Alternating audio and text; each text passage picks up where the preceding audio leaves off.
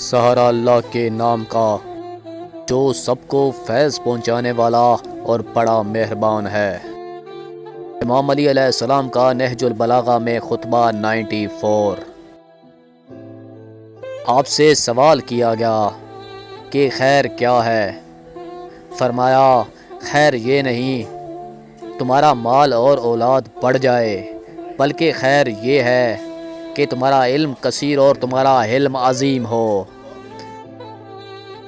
اور تم اپنے پروردگار کی عبادت میں فخر سے لوگوں میں سر اونچا کر سکو۔ پس اگر نیک عمل بجا لاؤ تو کہو الحمدللہ، اور اگر برائی کر بیٹھو تو کہو استغفر اللہ۔ اور دنیا میں خیر نہیں مگر دو آدمیوں کے لیے، ایک وہ جو گناہ کرے اور توبہ کر کے ان کا تدارک نہ کرے، اور دوسرا وہ جو کار خیر میں سرگرمی سے رواں تواں ہے۔